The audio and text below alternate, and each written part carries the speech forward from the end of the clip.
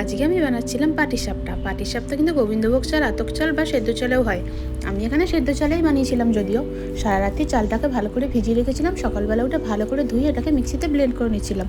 আর যাদের যাদের পাটিসাপটা বানানো খুব ঝামেলার কাজ মনে হয়, উঠতে চায় না, কড়াই আটকে ধরে, তো তাদের জন্য বলছি যে আমার এই রেসিপিটা ফলো করো। অবশ্যই তোমাদের পাটিসাপটাগুলো খুব ভালো মতন উঠবে আর রেসিপিটা আর খুব ভালোও খেতে হবে। তো প্রথমেই চালটাকে ভালো করে ব্লেন্ড করে নিয়ে তার মধ্যে একটু ময়দা আর একটু চিনি, ময়দা আর স্বাদ মতন চিনি দিতে হবে। চিনিটা তোমরা তোমাদের মিষ্টি অনুযায়ী দিও।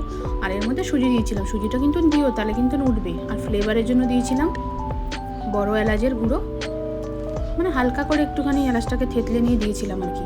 তার মধ্যে দুধ দিয়ে পুরো ব্যাটারটাকে আমি মেখেছিলাম। পুরোটা দুধ দিয়ে মাখার চেষ্টা করবো, তাহলে খেতে টেস্ট হবে। এরপর নারকেলটা কুড়িয়ে আমি রেখে দিয়েছিলাম। আর নারকেলটা তারপর আমি ওটাকে চিনি দিয়ে মেখে পুর বানিয়ে নিয়েছিলাম।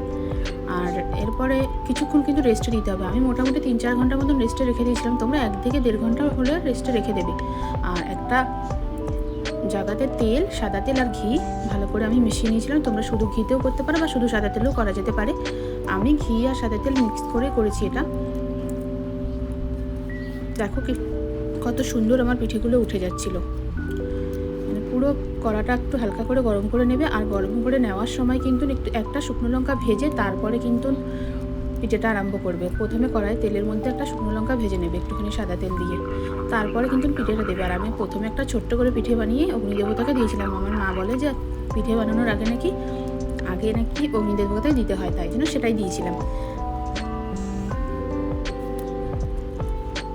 এরপর দেখো আমার পিঠেগুলো সব সুন্দর করে আমি ভেজে নিয়েছিলাম আর খুব সুন্দর করে উঠে গেছিলো। আমি নারকেল দিয়ে পুর বানিয়েছিলাম আর কিছুটা সন্দেশ দিয়েও করেছিলাম, সেই ক্লিপটা আমার তোলা হয়নি। তোমরা সন্দেশ দিয়েও করতে পারো। তোমরা কে কে সন্দেশ দিয়ে পছন্দ করো, কে কে নারকেল দিয়ে পছন্দ করো, আমায় কিন্তু কমেন্টে অবশ্যই জানিও। আমার কিন্তু নারকেলটাই বেস্ট লাগে, সন্দেশটাও ভালো লাগে, বাট নারকেলটাই আমার বেস্ট লাগে। আর দেখো আমার পিঠেগুলো সব সুন্দর করে উঠে যাচ্ছিলো, মানে একটুও লাগছিল না। অনেকেই আমি দেখেছি যে পিঠে তুলতে গেলে মানে ভেঙে যায় বা কিছু হয়, পাটিসাপটা খেতে ভালো লাগলেও করতে চায় না। দেখো সব পিঠেগুলো আমি ভেজে নিয়েছিলাম। কেমন লাগলো রেসিপিটা জানিও। বাই।